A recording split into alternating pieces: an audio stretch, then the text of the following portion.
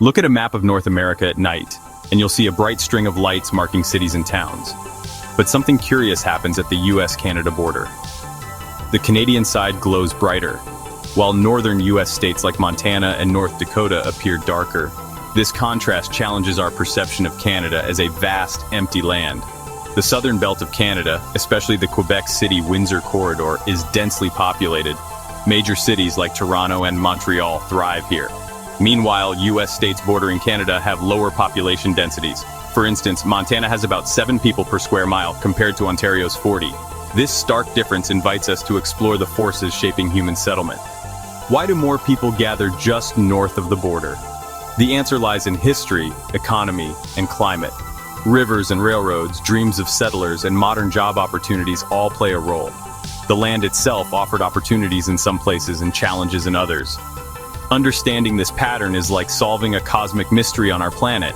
Let's explore the historical currents that shaped these settlement patterns. The border is just a line on a map, but different stories unfolded on either side. One side became a bustling corridor, the other a quiet, open space. The reasons are complex, waiting for us to connect the dots and see the bigger picture. Let's turn back the clock to see how these nations were born.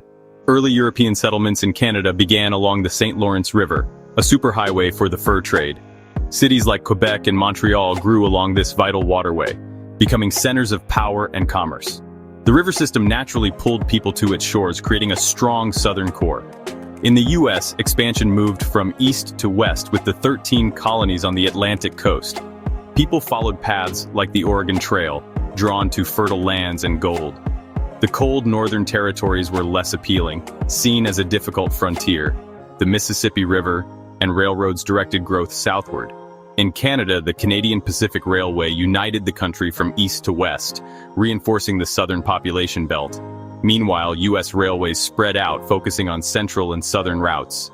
History through rivers and rails set the stage for a populated southern Canada and a sparsely settled northern U.S.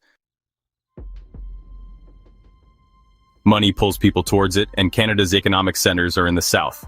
Toronto, Montreal, and Calgary offer jobs and opportunities, acting as magnets for immigrants and Canadians alike. The U.S. has a larger, more diverse economy with powerhouses like New York and Los Angeles far from the northern border. Americans have more options for where to live and work, not drawn to the border region. Government policies also play a role. Canada uses immigration to grow its population, directing newcomers to major southern cities. This focus helped build the dense urban corridor we see today.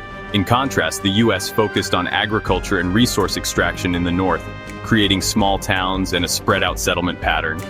The economic story of the northern U.S. is one of wide-open spaces and natural wealth, not massive urban growth.